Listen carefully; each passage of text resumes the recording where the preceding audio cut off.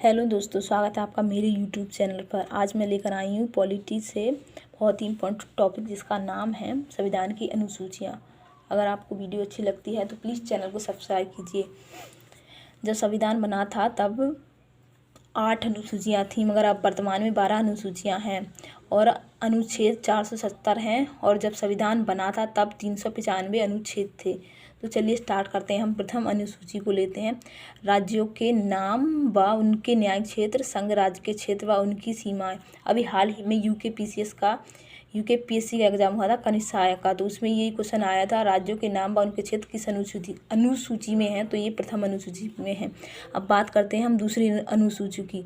जब राज्यों के नाम व उनके न्याय क्षेत्र व उनकी सीमाएं बना दी गई तो फिर उनमें काम करने के लिए कुछ अधिकारियों की भी तो ज़रूरत होगी। तो वैसे ही इसमें भारत के राष्ट्रपति, राज्यों के राज्यपाल व लोकसभा अध्यक्ष, उपाध्यक्ष, राज्यसभा के सभापति, राज्य विधानसभा के अध्यक्ष व उपाध्यक्ष सब दूसरी अनुसूची में सम्मिलित हैं। जैसे उच्च न्यायालयों के न्यायाधीश, भारत के नियंत्रक, महालेखा परीक्षक, ये सब दूसरी अनुसूची में हैं। अब बात करते हैं तीसरी अनुसूची की। जब अधिकारियों को उनका काम दे दिया गया तो उस काम को वो ईमानदारी से करें, तो जिससे देश का व राज्यों का विकास अच्छे तरीके से हो सके। तो उसके लिए उन्हें शपथ दिलाई गई कि हम अपना काम पूरी ईमानदारी से करेंगे। तो आप याद रखेंगे कि तीसरी अनुसूची में अधिकारियों की व प्रशासनिक अधिकारियों की शपथ से संबंधित है। अब बात करते हैं हम चौथी अनुसूची की। इसमें चौथी अनुसूची राज्यों में केंद्र शासित प्रदेशों के लिए राज्यसभा में सीटों का आवंटन किया गया। सीटों का जब आवंटन इसीलिए किया गया कि राज्य व देश का चारों तरफ से विकास हो सके। तो आप इस तरह ट्रिक से याद रख सकते हैं कि चौथी अनुसूची में राज्यों व केंद्र शासित प्रदेशों के लिए राज्यसभा में सीटों का आवंटन किया गया है। ठीक है। अब बात करते हैं हम पांचवी अनुसूची की। इसमें अनुसूचित और जनजातीय क्षेत्रों के प्रशासन तथा नियंत्रण के बारे के उपबंध हैं। ठीक है। अब बात करते हैं छठी अनुसूची की। छठी अनुसूची की पूर्वोत्तर के 4 राज्य हैं, असम, मेघालय, त्रिपुरा और मिजोरम। राज्य जो जनजातीय क्षेत्र में आते हैं तो यहाँ पर विशेष प्रावधान हैं, जैसे कि मैदानी इलाकों के लोग अनुसूचित जनजाति लोगों का शोषण ना कर सकें। तो कुछ विशेष प्रावधान बनाए गए हैं, जैसे शिक्षा से लेकर, वनों से लेकर, जल, चिकित्सा से संबंधित। तो ऐसे कुछ विशेष प्रावधान बनाए गए हैं किसमें, छठी अनुसूची में। तो आप इस तरह याद कर सकते हैं। अब बात करते हैं सातवीं अनुसूची की।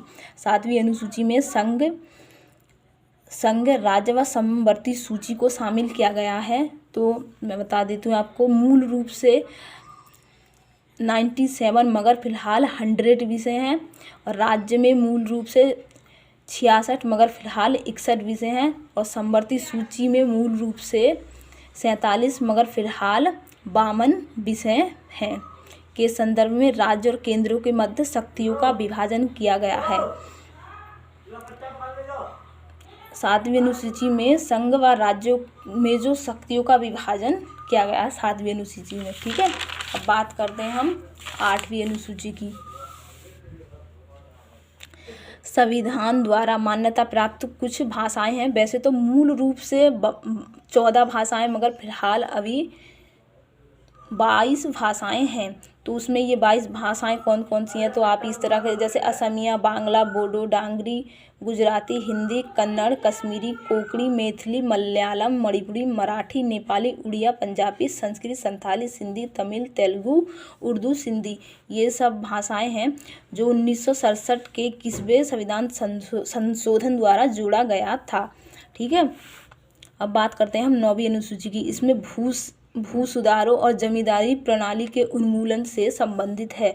जैसे आपकी ज़मीन में कोई अधिकार करेगा तो आप उससे अपनी ज़मीन में अधिकार ना करने के लिए ही कहेंगे। तो इससे इस चीज़ का संबंध 9वीं अनुसूची से है। अब बात करते हैं हम 10वीं अनुसूची की। इसमें दल बदल से संबंधित प्रावधानों का उल्लेख किया गया है जो 52वें संविधान संशोधन अधिनियम 1985 द्वारा जोड़ा गया था। अब बात करते हैं हम 11वीं अनुसूची की। इसमें पंचायत से संबंधित शक्तियों का प्राधिकरण दिया गया है कि पंचायत की क्या जिम्मेदारी होंगी, क्या शक्तियाँ होंगी, और इसमें 29 विषय हैं और इस अनुसूची को 73वें संविधान संशोधन द्वारा जोड़ा गया था। अब आती है 12वीं अनुसूची जो कि लास्ट भी है। इसमें नगर पालिकाओं की शक्तियों का विभाजन तथा 18 विषय हैं और अनुच्छेद 74वें संविधान संशोधन अधिनियम 1992 द्वारा इसमें जोड़ा गया था। नगर पालिकाओं की शक्तियों का प्रावधान दिया गया है। मूल रूप से आप इस तरह से याद रख सकते हैं, आपको ज़्यादा डिटेल में जाने की ज़रूरत नहीं है। अब बस ये याद रखिए कि कौन सी अनुसूची में क्या है और क्या नहीं, बस।